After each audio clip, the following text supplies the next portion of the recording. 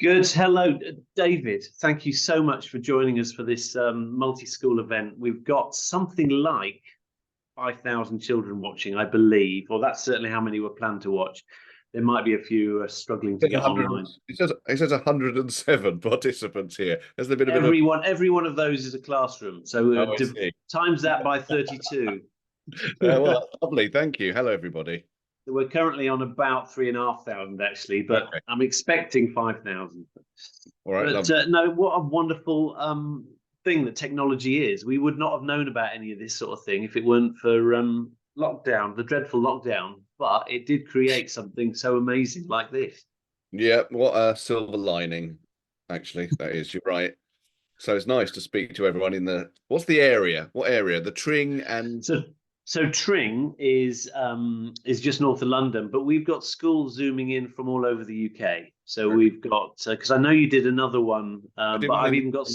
I did one in the West Country yesterday, which had we've got schools zooming in from the West Country as well. So, and we've got some from Accrington, as just said. I know there's one from York, which is my hometown originally, and various others. But listen, let's do a little Q&A, and then sorry, a little question thing between me and you, and then in a few minutes you'll do a little reading from the book.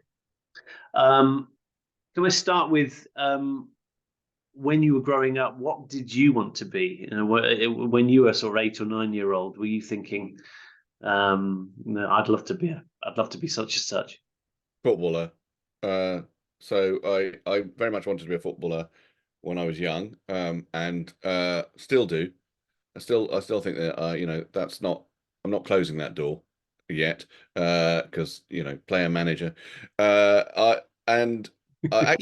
for a long time, I was absolutely convinced that I could be a professional footballer, and the only people who disagreed was everyone who saw me play football.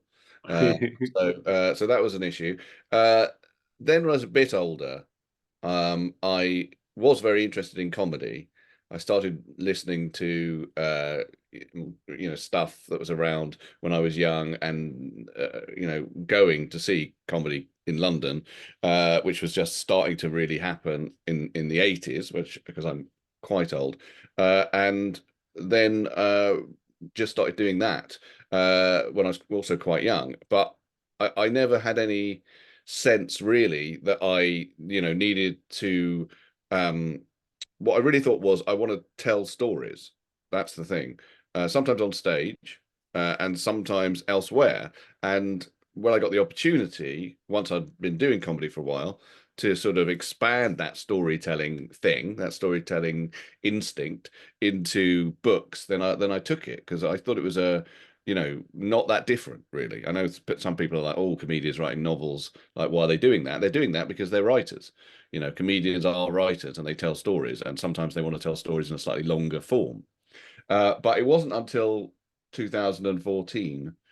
A lot of people did say to me, oh, you should write a kid's novel, right? And I was always like, I'm not going to write a kid's novel just because, like, it's a good idea for my career and David Walliams is doing it. I'm going to write a kid's novel when I have an idea for a kid's novel. And then, luckily, I had children. That was the key element of that. And one of my children, who's called Ezra, who's now 19, and a hulking great bloke, but then he was a sweet 8-year-old, said to me, why doesn't Harry Potter run away from the Dursleys and try and find some better parents? And I said almost immediately, oh, that's a good idea. That wasn't the point of his question. He was asking me a literary question about J.K. Rowling. But the idea in the second half of that question, that kids, if they like, can run away from and just choose some parents if they're annoyed with their parents that are better than theirs, absolutely struck me. A world in which kids can choose their own parents struck me as a good idea for a children's story. And so I wrote The Parent Agency. And I hadn't really thought I'll be a kids author then, but kids liked it. And then I went on to write some more. That isn't really answering your question of what I wanted to be, but footballer was the answer, and I thought I'd better expand. Yeah, no, you did. That's great. Keep your answers long. It makes my job very easy. So back to your 8-year-old self. I mean, clearly a lot of kids watching this are 7 to 11-year-olds. So the 8-year-old self will be very grumpy that you're not a footballer, although you have had chances on pitches in celebrity games to prove your nifty skills. I do know Yeah, that. that's true. It's always not worked out that well. I had a terrible thing where I played for Comic Relief, which I've done a few times, and I was at Villa Park, and it ended up penalties. We were playing an all-star team, and we were mainly comedians, and we were. It was the whole of the Holt end at Villa Park were basically shouting at the comedians to miss, even though we were doing it for a good cause, and we were charity. They were just really keen on seeing us humiliated. And unfortunately, not only did I miss, they then said, do it again.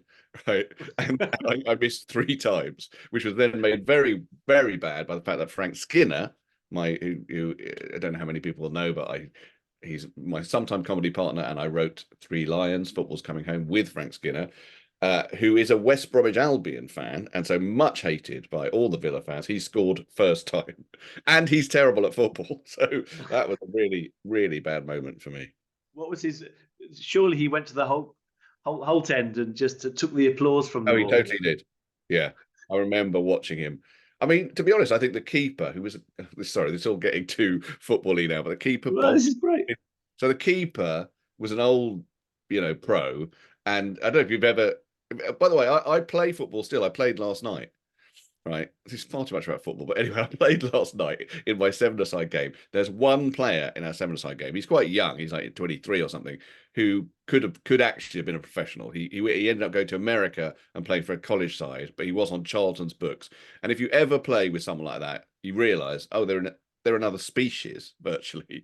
You can't get near this guy. And similarly, if you've ever tried to put the ball on a penalty, but try and beat a professional keeper, it's almost impossible unless you're also a professional footballer. But I think he let Frank score to humiliate me. That's what I feel. Brilliant. One quick note, coming clean. I am a Leeds fan, actually, and I've just got this. It just so happens Leeds and Chelsea, David's team, are playing tonight in the FA Cup. We're just going to. I might football, Tom. I might mention that. I might mention that again later. Okay. But let's go back to your 8-year-old self. What would your 8-year-old self make of your career, where everything you've done and how your life has turned out? I mean, I suspect it'd be completely bemused.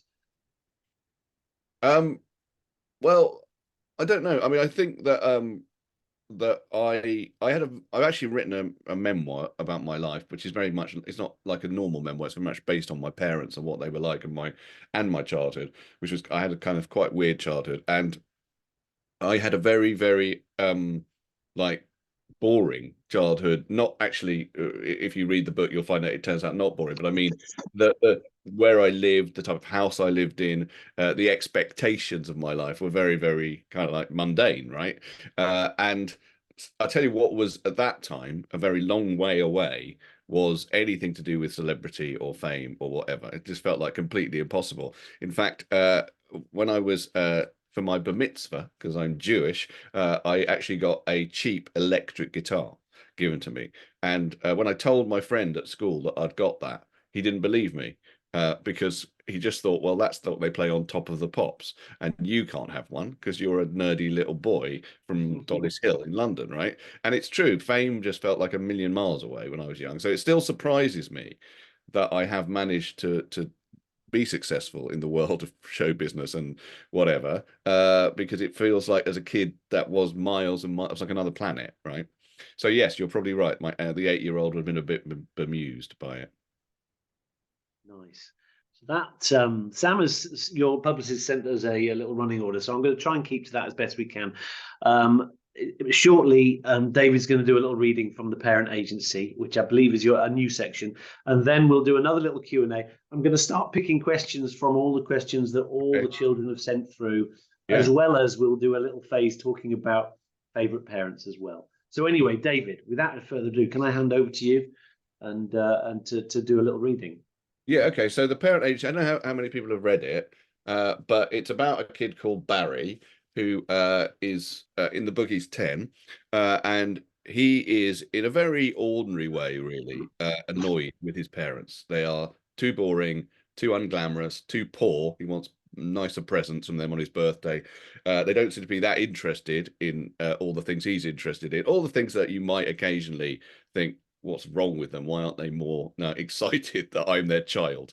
And he has a big row with them one day, mainly about the birthday party that he's been planning in his head that doesn't match up to what they're planning, and then goes to his bedroom and wishes for better parents. And then the two posters on his wall, who are of James Bond and Lionel Messi, come alive and beckon him through the wall into this world, which turns out to be run by children. And in that world, you can choose. Sorry, I've just trying to get a cough. You can choose your own parents, and you can kind of road test parents. That's what you can do. And he's allowed to choose parents, and what he chooses are parents who are what he feels are the opposite of his parents. So he chooses rich parents, or he chooses famous parents, or he chooses parents who are never tired, and that kind of stuff. Anyway, I wrote this book in 2014, and it's going to be a musical next year. And I've written the lyrics and the book, and a marvelous composer called Dan Gillespie Sells, who wrote a brilliant musical called Everyone's Talking About Jamie, has written the music. And I thought, when I wanted to put some new material in the new edition, that I would just use some of that. I would basically have two bits where Barry and people around him burst into song, as if they're in the musical. So I just used the lyrics. Now I'm going to do something which a lot of people would say I shouldn't do now, which is I'm going to sing it to you. Well, I'm going to read it to you, but I'm going to sort of sing it. Now, anyone who has heard my song Three Lions will think, please don't. But nonetheless, I am going to do that. And I apologize, but it is a little scoop for this thing, because, you know, this is like a premiere of the Parent Agency musical, right? So in this bit, what's happened is Barry's just got into the world, which is called Youngdon. That's the name of the world that he's gone into. And he's met what appear to be two of his friends, Lucas and Taj, but they don't recognize him. And in that world, they're called Parent Controller 891 and Parent Controller 890, because as soon as he goes into that world, I am sorry, lots of parents try and make him their child. So they've dispersed the parents, and then this is what happens. Come on, said Lucas, PC 891, turning around and speaking to his megaphone, which, by the way, was a kid's toy one. Barry ran after them. But hold on, you haven't explained what's going on here at all. Said Taj, PC 890. We don't normally have to explain. Everyone understands everything, because this is how things are. Well, I don't. The PCs looked at each other. Maybe he's banged his head, whispered Lucas, PC 891, and forgotten everything. Yes, maybe, whispered Taj, PC 890 back. Is one of those things that happen in this world, thinking people right in front of you can't hear what you're saying? Asked Barry. No, said Lucas uncomfortably. He's a bit rude, said Taj, isn't he? Look, just assume I've lost my memory, said Barry, and tell me about this world. They glanced at one another again. Then, very strangely, Barry suddenly heard a musical beat coming from somewhere. Pom, pom, pom, pom, pom, pom, pom, pom, pom, pom, over and over again. He looked around, but couldn't see anyone playing drums or anything, as he could hear now, playing the piano. The notes went up. Pom, pom, pom, pom, pom, pom, pom, pom, pom, pom. Barry turned to the two PCs, who had started to dance in formation, kicking their legs out and swaying from side to side. This is very, but before Barry could say odd, they had burst into song through their megaphones. Adults grown up causing such a fuss.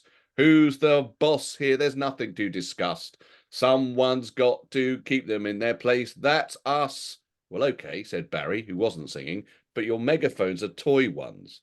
All these parents, let's get one thing clear, must provide but never interfere. What a nightmare if they were in charge round here. Well, someone needs to be, don't they? Said Barry. The music swelled. The PCs jumped up and down together. The music seemed to build to a chorus, and they sung, Welcome to our town. Take a look around. Nothing is forbid. We just play all day and no one shuts us down, 'cause everything's allowed. They danced closer to Barry, holding their megaphones on either side of his face. So don't you want to live in a world run by kids? Barry made a face. He thought about it. You know what? I'm starting to like the sound of that, he said. But the PCs were off again, linking arms, swinging each other around. The music went up a key. No one forces you to go to school. Homework's only set as April Fools. Life is simply one big holiday year round. Wow, said Barry. Say every word that comes into your head. What, even don't get up, just spend the day in bed. Basically, just do what you want and be crowned King Barry, the best child of them all. As part of their dance, they then both bowed down to him. The music became a bit classical, as if there was suddenly an orchestra playing. Welcome to your land. You are in command. It's very exclusive. It's yes to everything, including shouting loud. Barry put his hands over his ears because both PCs did indeed shout that bit loud. So think about it now. Don't you want to live? We think you should live in a world run by kids. Then suddenly, the music slowed down.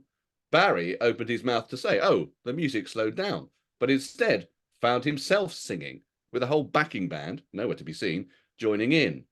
When you're a boy, life can have no joy. It just goes on, the days feel so long. Watched all the time, no decision is mine. Barry stepped forward, he raised his arms in the air.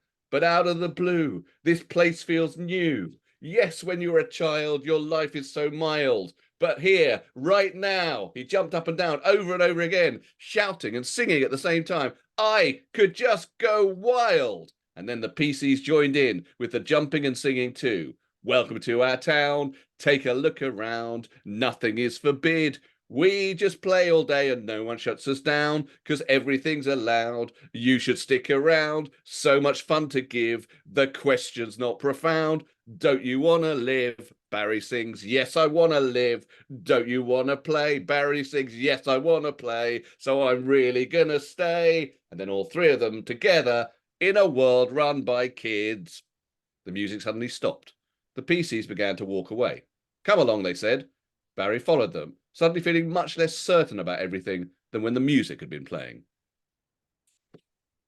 There you go. That's a musical in book form. Brilliant. Brilliant. And the guy who's written all the music, has he taken your steer on the tune? I hope not in that particular case. No, it's awful for him if he was listening, which he isn't, because not only was that a terrible rendition of it, about halfway through I forgot what the tune was. There's a bit halfway through that I can't remember the tune now. I don't think we noticed. So no. I think I mean, as far as the reading goes, right, you're just meant to get a sense of the words, right, and the fact that they burst into song. And you can, if you like, when you're reading it, use whatever idea for the tune you want. But yeah, Dan Gillespie Sells, who's the composer, has in fact written a brilliant banging tune for World Run by Kids, which is a song from the musical. Brilliant. Wow. And wow, it's going to be in London Theatre next year. I think we're opening. We're not sure, but Birmingham, I think, is where we're opening. Actually, Birmingham rep. But I'm not. I don't get involved in that side of it. But yes, it's going to open out of London. Okay. All right. Brilliant. So the slightly old. Let's do a little bit of a little chat, and then you're going to do another reading. The slightly older David Baddiel then went to university and studied English. Well, was English a kind of route through to a career in something you had in mind, or were you were still unsure, other than football, at this point? I think I had a sense by the time I went to university that football was perhaps not going to open its doors to me. Not least because I, was still playing only in parks and not, say, I wasn't on the books of Chelsea. That's what I noticed. I did English because actually it's kind of a thing in my life, which is that my dad was a scientist, and he was very obsessed with science and wanted me and my brothers all to do kind of chemistry, physics, and maths for A levels. And I was going to do that just because I was sort of like, that's what my dad says is the thing to do. And that's where proper work happens, is like in the sciences and whatever. And then it was quite difficult for me to realize, oh no, I'm not very good at that. I wasn't very good at it. And to tell him, no, I'm going to do English. But I did manage to do that. And actually, it's an important thing, if any kids listening, is that I think when you're young, you don't always know exactly what you're good at, right? And sometimes, I mean, I was really helped by a teacher there, a teacher whose name I can't remember, which is bad because in the biopic of me, this bloke will be a hero. But he said to me, "Have you noticed in your reports you get like C's and D's for science subjects, and you get A's for English and history, anything where you have to use language? Why are you doing science subjects for A levels?" And I thought, yeah, you're right, mate. Thank you. And thank you for changing my life. I'm not going to remember your name in the future, but thank you for changing my life. And that was important for me. So I don't think I knew what my career was, to answer your question, but what I knew is that I was good at that. I was good Yeah. at language. I was good at, thinking about books. And so that's why I did English. Yeah, I'm struck. I had no idea what I wanted to do when I was got to that age, let alone any the same age as everyone else here. And I once took an author to a school locally. It was probably one of the private schools actually. And one of the questions to the authors was, "Have you got a backup plan?" Right. Yeah. Which Yeah. seems unutterably sad, really. But Yeah, although I to tell be you what, fair, my mum was a refugee from the Nazis in the Second War. My dad came from quite a poor background in Swansea, so I think for them, for my parents, it was just like, well, what are you going to do? How are you going to survive? Writing books, that's obviously not going to happen, right? Because it can feel like that, right? To people who are worried about money, which lots of people are. So I was just lucky enough that I was able to find a way of, earning a living through storytelling. yeah, through comedy and the link with comedy, because I know you went to Cambridge. The Cambridge Footlights are extraordinary. They are they're a sort of group of students who group together and produce sort of shows that then go to the Edinburgh Festival, and it seems like an incredible opportunity. What led to you joining that, and who are you with in your year? Well, so again, I'm slightly concerned that the audience won't know who any of these people are.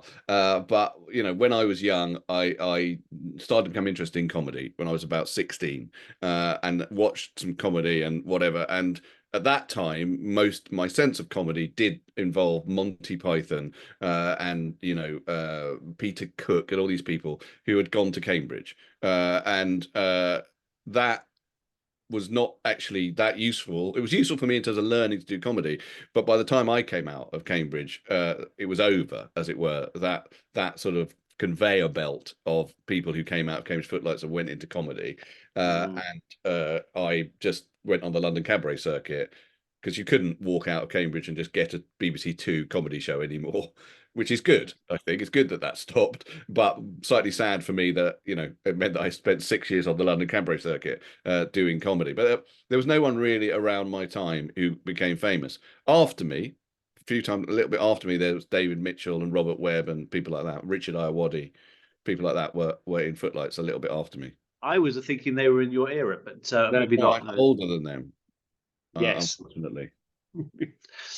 Listen, lovely. There's a whole load of questions. Let me just mention Blake mentioned Albert Einstein as his dream parent, just because he wanted to be good at science, much like you. So well done, Blake. Blake at Bedgrove. I'll give him a shout out. I know that will Should we do school. some of the parents? Should we do the funny, the We'll celebrity? we'll come on to that next, mainly because we're now at a time where you do your next reading.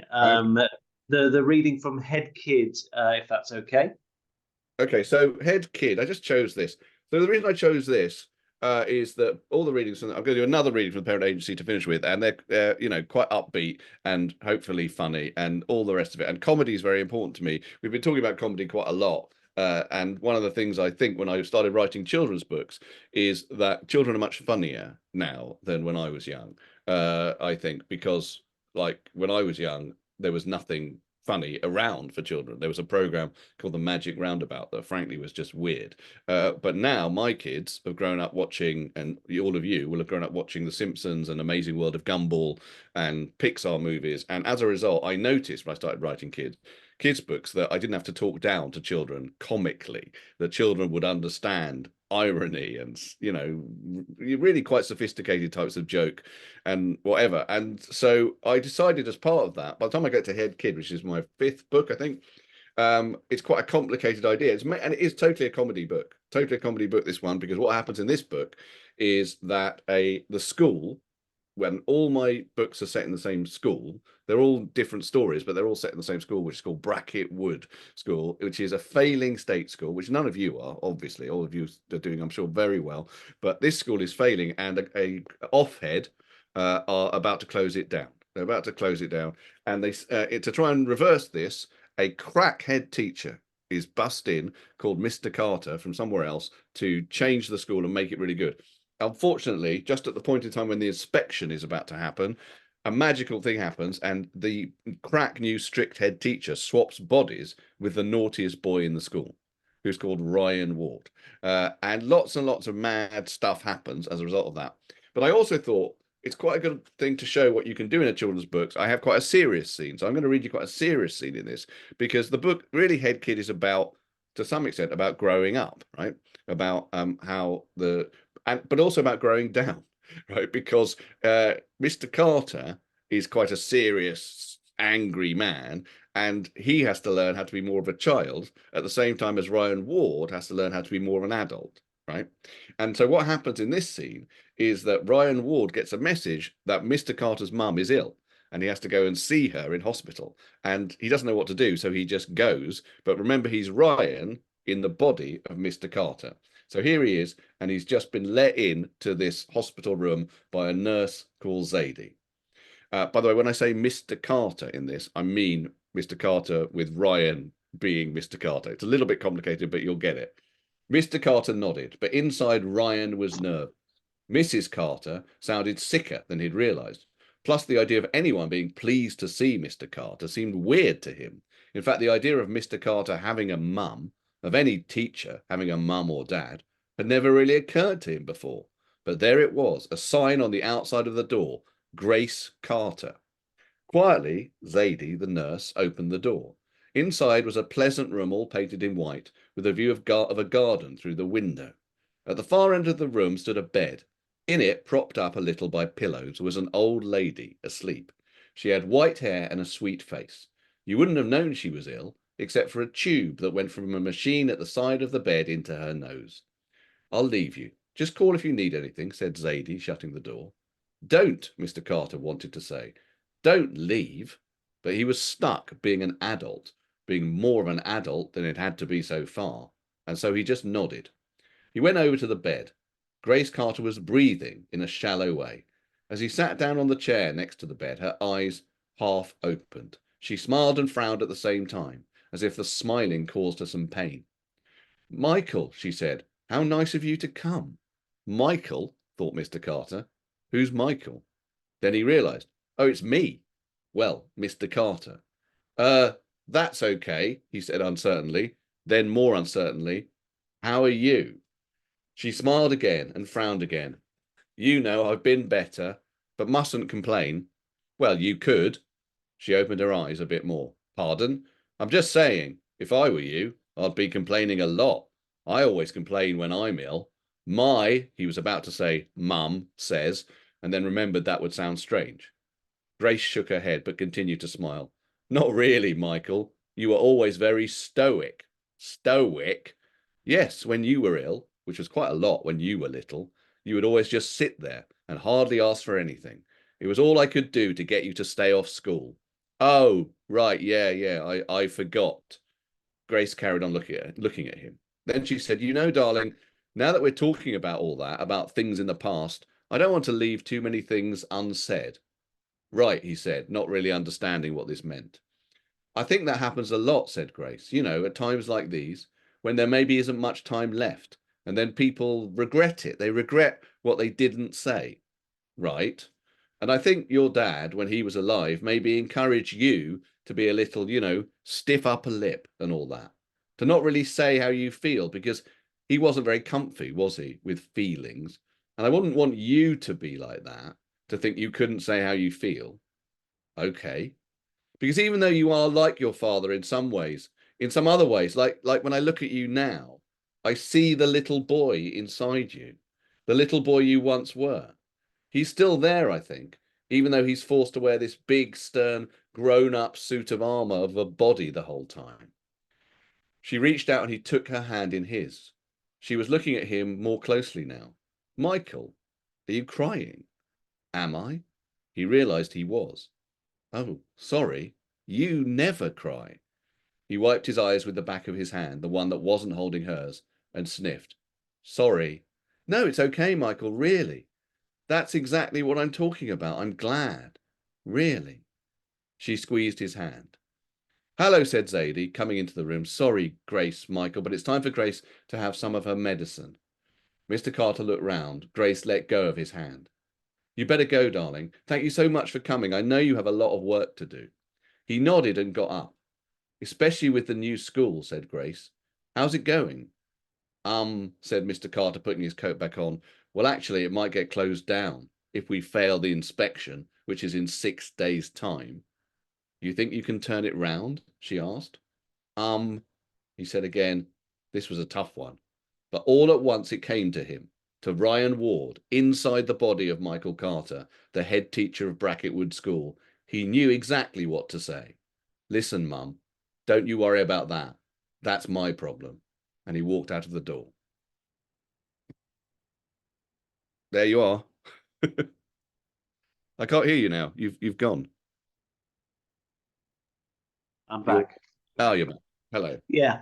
I could see I you. think it's important. I think it's important I to just not. assumed you appreciated it. Yeah, I think it's important to not to not avoid tricky subjects in writing, in children's books particularly, because certainly me as a bookseller, I see it all the time, and we have quite in-depth conversations with children in the shop about topics of all levels of seriousness. Yeah, I think that's true. And also, obviously, I also think about the fact that these books are read often by adults who are reading them to children or whatever. So I like to make them interesting for that all generations, really, even though obviously my focus is on children. But there's another thing which is very, I always think, which is one of the reasons I like writing children's books, is that as a comedian, I'm someone who's been allowed to stay like my inner child has been absolutely allowed to be sort of staying in me. And I believe that's true of all adults, but some adults don't let it come out, if you see what I mean. So I believe that me and you and almost everyone watching this who might be, older, inside they feel about 12, right? And that everyone just pretends to be adulthood. They're just like, it's just a facade adulthood to do with what our bodies look like. But inside we feel about 12. And so I think that's important to let that be true rather than pretending all the time that we're these, other species to children. Yeah. Good. Right. We are now going to have a little go through parents that children have been speaking, who their ideal parents would be, or their celebrity parents would be. Yeah. So can I just tell you, I've got a huge list here. I don't know if you've seen ones that you particularly want to. I've highlighted a few, but if you want to randomly go through, whilst you're having a look, let me reference. There's an awful lot of people who chose Taylor Swift. Can I tell you? Hang on. And I must just. Okay. Well, what are you going to say? I'm just going to pick out all the various different partners Taylor Swift. Oh, I see. Okay. All right. Yeah. Do that. That's good. What have you found? So, Soria from Elm Green said Giant. Now, I believe Giant is a character from the new Gladiators, but I haven't. I think I've watched one episode and Giant wasn't on it. So Taylor Swift and Elon Musk. We've had Tyler James from Westfield and Lexi from Elm Green. Asked for that. Taylor Swift and Jude Bellingham. Finley from Newton Longville. Taylor Swift with Travis Kelce, which is obviously that's a normal partner, I think. Sophia and Katie. That's who Taylor Swift is with, is it? Who's like an American football player? I believe so. Yeah, exactly. Are you up with your Taylor Swifts in the world? So here's the thing. So I'm going to shall I take over reading some of these? Yeah, do it. Go for it. But one of the things that is true about doing this, so I've done this quite a lot since the Cambridge Age came out, and I always love to hear who children would like to be their parent. By the way, obviously you all love your parents. But for a day, you can imagine having famous celebrity parents. I think that's okay. But as the time has gone on that I've done this, it's more and more people I don't know who they are. It's more and more YouTubers, and God knows. I mean, like I noticed Mr. Beast has come up quite a lot. I googled Mr. Beast yesterday. He is a 23-year-old YouTuber who has literally 314 million subscribers to his channel, but obviously I've never heard of him. Okay, so Bedgrove School, they very much, Sophie and Kate went for, Taylor Swift and Travis Kelce. But we've got some interesting ones. There's lots of Taylor Swift. Cristiano Ronaldo and Taylor Swift, says Musa. I mean, it's amazing how much Taylor Swift there is. Druv at the end goes for Daniel Craig, which I quite like because Daniel Craig is James Bond, and James Bond is in the parent agency. A sort of Barry is obsessed with James Bond and wants to have a James Bond party. At Redland School, Macy has gone slightly more my understanding of the world, has gone for Jennifer Aniston as her mum because she loves Friends, and David Schwimmer as her dad. I know David Schwimmer, and I think he would love that, Macy. Taylor Swift turns up for Elsie because she's a great role model and stands up for women. I quite like this one. Arthur, Ashton, and Sammy would pick Charles and Camilla because they'll be rich and in a castle. And everyone would know who they are. I sometimes, when asked, say I'd like to be a member of the royal family, just because I think that's so different from my sense of who I am, and also because they don't have to do any proper work. So I agree that that would be an interesting thing to be. Labib has picked Donald Trump, would you believe? Says because he would be the son of a president, which he's not president at the moment. And in many ways, let's hope he's not. Labib at Redland School. But I highlighted that one as well. Yeah, I mean, good luck to you. Michael would pick Zoe Ball, who is lovely and great on her breakfast show. Dav Pilkey. Who's Dav Pilkey? He writes amazing books, apparently. So you should know. Who is he? He's a writer. Yeah, Dav Pilkey writes the what's the big graphic novels? Writes big graphic novels. We're not Wimpy Kid. Oh, good lord, I should know. Definitely not Wimpy Kid. It's not Wimpy Kid, no. Anyway. Okay. Well, anyway, he's a children's writer, so that's nice. I can't see anyone picking David Williams because when that happens, I normally take it as a personal insult to me. Lewis Bilby, moving on to Westfield School, have gone for Messi and Ronaldo, which would be, they'd make a lovely couple and certainly a very wealthy couple. There's quite a few footballers here. Lexi Rose Thompson wants Jack Grealish just to be a single dad, which I think would be fine. Scarlett Woodall has gone for Jude Bellingham, who obviously is an amazing player. And Ella Toone, who's that? I don't know who that is, you see. Ella Toone? Don't know. No, not a clue. Okay, not a clue. Good. What do we have? Let me reference one. Voldemort and Bellatrix Still Lestrange. That was Mary. Mary from Turn Furlong. Right. Voldemort and Bella, that's the villains. So you've gone for the villains, which I think is quite a good idea because mix it up a bit. Saltburn Primary have got almost entirely Taylor Swift and footballers, except for Artie, who's gone for Picasso. Possibly because he's called Artie. I don't know. That might be why. Charlie's gone for Mr. Beast in that. Oh, Henry P's gone for Erling Haaland in a bit of an updating of football. And yeah, although I'm worried that Erling Haaland might actually be a different species of human being. He's a cheat code. He's a cheat code on Football Fantasy. Yeah. Who else have we got now? Again, Otter Class go for I quite like Elliot goes for Alan Shearer and Alex Scott, more of a sort of pundit thing. Both footballers, obviously, but more of a pundit footballer thing. Yeah. Celebrity and Newton Longville Puffin Class. Lily goes for Emma Watson and George Ezra. So Bedgrove Jr., which is the last one I've got. So April goes for Michael McIntyre and Ariana Grande. Which is, I mean, I know Michael McIntyre, and I like the idea of him being with Ariana Grande, although he is married to a very lovely woman, so that would be complicated. And right at the end of that, we've got quite a lot of Tom Holland's. Evie and Ellie both go for Tom Holland. Tom Holland crops up quite a lot as well. It gets a bit more traditional right at the end of this list, which Bedgrove you. Sophia says Mary Poppins. So that's great. Very trad. Nice. Good call. Both James and Jason choose their own parents, which I always think is very lovely when that happens. Although this wouldn't work very well if everyone said that. But I like it that a couple of people have chosen their own parents. Thank you, everybody, for joining in with this game. Yes. Right. So listen, we're going to do. Who would you like as your?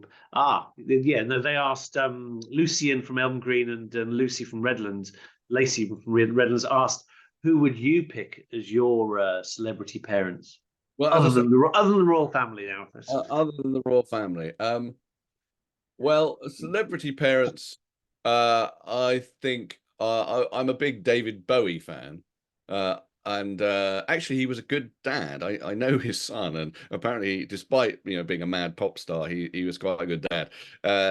So David Bowie, I think, and I'd go for Joni Mitchell because like I'm also a big fan of hers, probably as my parents. But also, I actually might choose my own parents because uh, I've got loads of material as a comedian out of my parents and what they were like because they were both mad, and so from a purely like I wouldn't want to lose those jokes and that story until I think I might even choose my own parents like Jason and whoever it was. Sorry, which person was who chose that? I've got to get, Jason from Term Furlong, he chose my parents. but also James from Bedgrove Junior Okay. chose my parents. So yeah, so some I pop was stars. particularly. My I'll own give parents. one more shout out to. Who would you choose? Um, I actually, in a fit of just romanticism, Brenda Blethyn or something like that, who's just seemed like a really lovely mother, and she was in various adverts on telly, where she was a really lovely mother. I just Right. You could have either chosen that or either that the or Jeff Bristol. Boy, her and Jeff Boycott, my favourite cricketer. Okay. Yeah. I Sorry. would be frightened of Jeff Boycott as my dad, but hey. Isla from Bedgrove chose Tenzing Norgay, which because she wants to be better at climbing. Great. Which that's a great one. Fabulous. Okay. Right, so So we've now hit 11:40, which means we can move on to the questions I don't from have some the. questions. So I have highlighted a few, but children, if you want to put questions into the Q&A box, and perhaps David have a look at that. Keep looking at that whilst I'm asking questions that have already been submitted. Um, so Magnus from Elm Green said, "Was there a single moment inspired you to be a comedian? So, was there like Uh, a eureka moment?" um, well, not really. My older brother is a funny bloke. He's actually a comedy writer now. He actually did do chemistry, physics, and maths for his A levels, and then became a comedy writer. So there's some kind of lesson there. He was a very funny bloke. A lot of people around me were very funny when I was young, and there wasn't a specific moment. I don't think. My brother played me a tape of something called Derek and Clive, but that is very rude, and you mustn't go and look at it on the internet. It's far too rude. But when you're maybe 17, children, you can go and listen to it. That was probably the nearest thing I had to a eureka moment. Brilliant. Had lots of questions regarding the song. So if maybe just a quick reference to Daniel from Bedgrove, Luca, Adam, Tiara, various others. Can you give us a little kind of just checkered piece of history in no more than a minute or two about how that came to be? What happened there? Well, what happened with Three Lions? So uh, I and Frank Skinner, who's another comedian, were doing a show called Fantasy Football on TV, and another person, Ian Brody from the Lightning Seeds, which is a band, got asked to do the England song. And rather amazingly, Ian Brody, instead of just doing it, said, I think Frank and David should write the lyrics because they are kind of on telly. They're the nation's football fans. And that was an amazing thing to do. Very, very like he's a man of great humility, Ian Brody, because most pop stars would just think, I can do all of this. But he felt that we would be better at doing it. So then we incredibly cheekily, having been offered that by him, said, "Can we also sing it?" Which is mad. Like when I look back on it, I think like he should have said, "Go away. I'm the pop star. I'm the singer." But he didn't. He didn't. He said, "Yeah, all right." And despite my hunking voice, and so he wrote the music and sent us a cassette tape, going la la la la la la la, or not that, going la la la la la la la la la la la, and me and Frank wrote the lyrics. And as it happens, what we did was something which hadn't and no one had done before, which is we said, to each other, right, this should really feel like the real experience of being a football fan, particularly an England football fan, which is not we're going to win, we're going to win, which is quite a lot what the songs have been like before in the old days. We're going to write a song about how we're not going to win or we haven't won. And the experience is really, but we sort of hope magically that we will this time. And that's what the lyrics are. The lyrics of Three Lions, apart from It's Coming Home, which has sort of become more famous. But if you actually go and look at the verse is, it's about how everyone seems to know the score. They've heard it all before. England are going to blow it away. They're going to throw it away. And then it goes, but I remember, and it's a song about the one time really that we did well, which was in 1966. And that powers us into thinking that we might happen again. And so, yeah, so we wrote it and we didn't know what people would think of it. And then what happened was I was at Wembley in 1996 with Frank, and England hadn't been playing well. Our prediction was correct. They had played quite badly against Switzerland, and then they were playing quite badly in the first half against Scotland. And in the second half, they started to play really well. Paul Gascoigne scored an amazing goal, and we won that game 2-0. And then as the teams came off the pitch, the DJ at Wembley Stadium put on Three Lions, and the whole crowd joined in. Like spontaneously, the whole crowd joined in. And that remains, the most amazing moment of my life to some extent. Because like I can't imagine that feeling of suddenly. Incredible. It's incredible. People say the best day of your life is when your kids are born, but that's not true. That was the best day of my and so yeah, no, it was brilliant. And obviously I'm very, very lucky that song has stayed and it remains the song that people most associate with the England football team. It's an amazing thing. It's still sung to this day, and I suspect always will be until such point as we actually win the World Cup, I suppose. Yeah. Or it's come home. No. Well, obviously the women did bring it home. I should say the women obviously did bring it home. And actually, I was very, very pleased about something, which is the women won, and then at the Euros they won, not the World Cup, and then they immediately sung the song again at the press conference. They all came in singing the song. So I don't know if it matters. Winning is really the point. Is the song expresses, a certain thing about England football. Yeah. Rebecca from Elm Green, where do you write your books, and where do you get your inspiration for your characters? I write either at home, which is where I am now, or I actually do have an office about 10 minutes away from here where I also write. And I write just every day, actually. I write on a computer, obviously. I don't write on a quill and parchment. And it's hard to know where you get your inspiration from. Sometimes it just comes to you. Sometimes I think the key thing is, like I said earlier about the parent agency, that Ezra, my son, who by the way I bought him an iPod as his royalties for giving me that idea. And every so often he still tries to claim more royalties now that he's 19. But I think the key thing is recognizing an idea. There's having an idea and there's recognizing an idea, by which I mean Ezra was not saying to me, Dad, I think you should write a book about, a world in which children can choose their own parents. He was just asking me a question about, Harry Potter. But as it happened, he used the phrase, wasn't Harry Potter run away and try and find some better parents? And my radar for story went off, which is like, that's a story just in the words, try and find some better parents. And so that's it really. You just have to have some kind of radar for something that people say, something that you read or whatever. You think, oh, there's a whole story in that, I'm sure.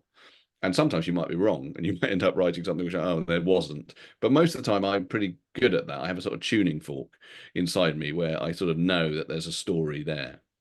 No, that's very good. Great answer. Philip Kroll from Foss Way. Do you know how many languages your books have been translated into? I don't know exactly, but it's about 32. Wow, that's very impressive. And every so often I get sent like the Estonian version of, I don't know, Annie Malcolm, which is one of my books. And it's often called something weird. Oh, I tell you, Birthday Boy has just come out in Spain, I think. And on Instagram, I every so often get sent stories of Spanish kids holding up. It's called something like Esta I can't, I don't know. I can't even pronounce it. But it's because what I get is like these weird titles in different languages, and every so often they're quite similar, and sometimes they are completely different. Birthday Boy is completely different. I might even have a quick look to see if I can find it, but keep asking me questions Yeah, yeah, while yeah. I would have thought the parent agency, translating that into other cultures and nationalities, I suspect the parent agency concept may have to change a little bit in certain places. And is it called the parent agency in every country? Or uh, just I don't know if it is. I Yeah, no, I can't find it. I can't. Well, I've just Googled it, and what I've got is a lot of copies of Birthday Boy in English and a couple of language sites telling me how to say Happy Birthday in Spanish, um, Feliz Navidad in Spanish. But I Happy Christmas? I mean, actually, it's a good question because I think in the translations, particularly of books that have got magic and fantasy in them and whatever, sometimes the translator will have to, make this Mhm. make sense for a Spanish audience or for a whatever audience. And there are references in my books to things that maybe are quite British, the Yeah, British people, because I want to put jokes in that people understand. But I'm yeah, with you. I don't know. But I mean, also another thing is like hopefully like with the illustrations, the illustrations will always speak to whoever audience. Like it's a really brilliant thing. Like I have two main illustrators. Well, the first five of my books were done by a guy called Jim Field, and the next ones were done by a guy called Stephen Lenton, and they're amazing artists, and Yeah. I think they're really important. I put their names on the books and everything because I think that they're all very much part of bringing these books to life. I think, and obviously drawings cross languages, so the drawings are the same in whichever language. Yeah, yeah, yeah. I've got a few questions. We're sort of running slightly tight on time. Rafferty from All Souls, which book was the hardest to write? Hmm. That's a good question. I can't think of anyone that was that hard. I mean, they're all writing isn't that easy. And the way I write, which is not the way that everyone writes. So some people plan their books completely, and so presumably for people who do that, that's quite hard. But then when they've got it, they write it. I don't do that. I have an idea, and I just start writing in a mad way, and then round about 30 pages in, that energy runs out, and then I have to think, oh, where's this going? But the 30 pages I've written tend to give me an idea, if you see what I mean. That's Yeah, how yeah, I yeah. and every so often you do get blocked. And my main problem with writing in general, anyway, is distraction. So I'm terrible. Like my wife, who is a writer as well, and also, by the way, the voice of Mummy Pig. My wife is the voice of Mummy Pig in Peppa Pig. Morwenna Banks is. It's complicated for a Jewish bloke, but she is. Anyway, she says to me that she'll come into my study and I am never working. I am always looking at the internet or playing the guitar or having a cup of tea and looking out the window. And she doesn't understand how I therefore managed to write anything. She says the books just arrive by magic. And that isn't true. But it is true that I spend a lot of time not writing. I'm not very disciplined, and I should be more disciplined, but I'm just not great at that. So I don't know. No, none of them have been like harder than any other, I would say, Yeah. particularly. Seth, also from All Souls, what's the favorite book you wish you'd written? Children's book. Yeah, Or, um, somebody else has come up with a great idea. Oh, obviously, darn it. obviously Harry Potter, just for a bunch of cash. That would be great. I think Charlie and the Chocolate Factory is a very like amazing book for children's books because the key element of my books uh, is like I always think, what would I want? Right? I might want better parents, or I might want to be able to speak to animals, which is what happens in Annie Malcolm, or I might want my birthday to be every day. And in Charlie and the Chocolate Factory, what you get is a desire, a fantasy, which is to be in a chocolate factory. But then the thing that makes it a book is it's dangerous. It's dangerous. And so any fantasy has to be accompanied by danger. And that's what happens in all my books is that like the thing that the child wants to happen does happen, but then it turns out there are lots of obstacles and pitfalls and things like that, and that's what makes it a story. And the sort of archetype of that is Charlie and the Chocolate Factory, I think. Yeah, no, that's a great answer. And great, well, series of film. Which is your favourite film of all the Charlie and Chocolate Factory films? My favorite children's film, if it is a children's film, is Ratatouille. Oh, Ratatouille. Okay. An incredible film, and partly because actually, in Ratatouille, sorry, this is a bit of a spoiler, so put your hands in your ears if you've never seen Ratatouille. Uh, but it's a bit of a spoiler. But you know what I was saying earlier about how it's important for adults to recognize that they are still basically just children at heart. There's an amazing scene in Ratatouille where people will know this, but who've seen it, where the rat is cooking food inside the chef's hat of linguine, and a guy called Antoine Ego, who is about as adult as you can imagine. He's a food critic and he's very snarky and superior and whatever. That's why he's called Antoine Ego. Comes to the restaurant and the rat cooks him ratatouille, right? And the first mouthful that he has of it, there's a brilliant montage returning him to childhood at the point that he eats the ratatouille, and it's unbelievably moving, I think. And that's one of the things, by the way, I think about a bit like with the Reading for Made Kid, is I definitely think children's films, children's stuff can be just as moving and as artistic as anything for grown-ups. Lovely. We're supposed to go to another reading now. I've got a few other questions. Should we? Do you No, want let's do to? questions and then we'll finish with the reading, because the Okay. reading is quite rude and hopefully funny, and I'd quite like to go out on it. Okay, well, let's do that. I'll do two more questions. Can I just give a plug the fact that David will be signing books.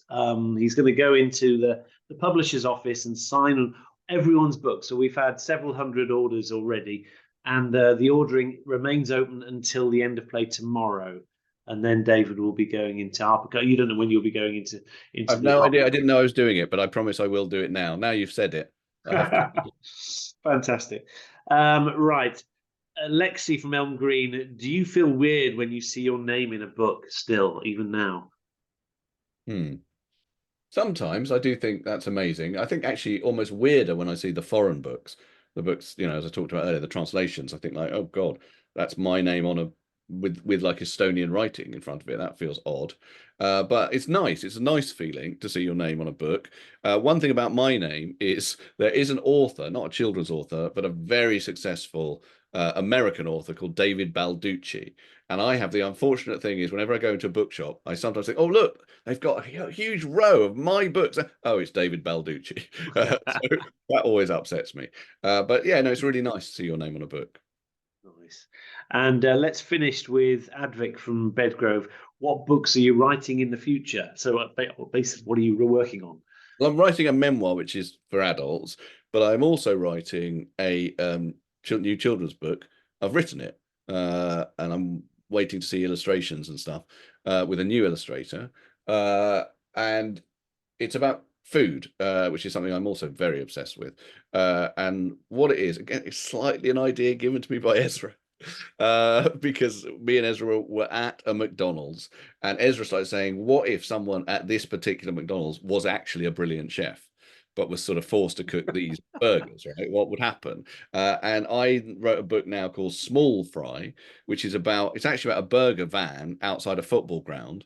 And they're horrible burgers like they generally are at those vans, but a kid who works for his dad in the van is actually a brilliant chef. But his dad hasn't let him start cooking, and then he lets him cook one burger, and it's amazing. And next thing you know, people are queuing up for miles for the kids' burgers. But the local fast food people, who are called Bonkers Burgers, I mean, you might be able to work out who they are, but Bonkers Burgers hate this and try and shut the van down with all sorts of, stupid ways to try and shut it down. And that's what that's about. It's called Small Fry. It's got a slight vegan subplot because I'm not a vegan, but I'm very approving of vegans. I think that's a very good thing. And that's what it is. And it should be out in September. Brilliant.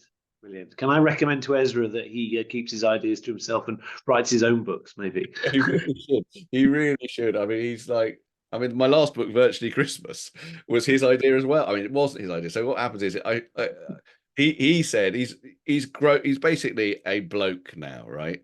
So he had this quite funny idea for Virtually Christmas. Well, not I made Virtually Christmas. What if Santa was just like a terrible person. Obviously, there is a film called Bad Santa, whatever, but he had this idea that if Santa was basically, working undercover for a sort of big internet company and he's a bad person. And I changed it. And what I made it is in Virtually Christmas. It's where Christmas is controlled by a big internet company and has changed the nature of Christmas in some future universe. And they've pensioned off Santa. They don't want Santa around anymore. So they've basically said, don't do your stuff anymore, Santa. Go and live somewhere and stay quiet. And a girl, Etta decides that she's going to find the real Santa and restore Christmas. But again, that came from an idea talking to my son. So yeah. Brilliant. Listen, we are running over now. So let's do the reading. And it finishes with was it a rude bit or a... Yeah, so this is quite rude, and I apologize to any teachers who think I shouldn't be saying these words, or Barry shouldn't be saying these words, but it's all part of so far I've read this to many, many schools, and I've never so far had a parent write in and complain and say my son has started to say these rude words. One of them is slightly rude, but don't worry, it's nothing terrible. So in this scene, Barry has met his fourth set of parents that he's road testing to be his parents, and he's asked for parents who will let him do whatever he likes, right? And they are hippies, and they're called Elliot and Mama Cool. Yeah. So Barry, said Elliot, welcome, man, to our world. Yes, says Mama Cool, and in our world, anything you want to say or do, just say it or do it. Yeah, that's how we roll. Okay, said Barry. There was a short pause when no one quite seemed to know how to react to this statement. Barry smiled awkwardly at his potential parents. They smiled back. Then Barry said, bum. Elliot Cool frowned. Sorry? Bum! Barry said it a bit louder the second time. Like, where? No, you said I could say anything. So, bum! Oh, I get it, said Mama Cool. Yes, bum. Right, said Elliot. Bum, yeah, poo, like smell. Cool. Bum, said Barry again. Bum, bum, bum, bum, bum. Poo, wee, fart, bum, willy, poo, bum. Sick and bogey and diarrhea. Elliot and Mama Cool clapped and laughed. Awesome, Barry, said Elliot Cool. What about plop? Or bloody, said Mama Cool. Really, said Barry. I can say bloody. Elliot Cool smiled at his wife. She smiled back. As we said, Barry, said Mama Cool, you can say or do whatever you like. Barry took a deep breath. Bloody plop plop, he said. Elliot and Mama Cool laughed and clapped again. Barry laughed and clapped too, even though the idea of bloody plop plop made him feel a bit sick. Very good. Very good. Can I say a massive thanks to, firstly, actually, to all the schools who joined in. Yes, thank you so much. A few of you are rushing off to lunches and stuff now, so I appreciate that. David, thank you for allowing us to do this. It's been an utter treat. My pleasure. Thank you very much. Thank you for all your questions. Thank you for hosting the thing, and more power to your bookshop. Thank you very much. And just one last comment to all the teachers. I'll send the link again this afternoon. Please do circulate that to parents. It's obviously it's the way we manage to do these things. So order and let the parents order the books as much as they can. And we'll close the special offer tomorrow at the end of play tomorrow. And then David will be into HarperCollins very soon and signing. Okay. Thanks a lot, everyone. Thanks for listening, and keep reading. See ya. Thanks a lot. Cheers then. Bye-bye.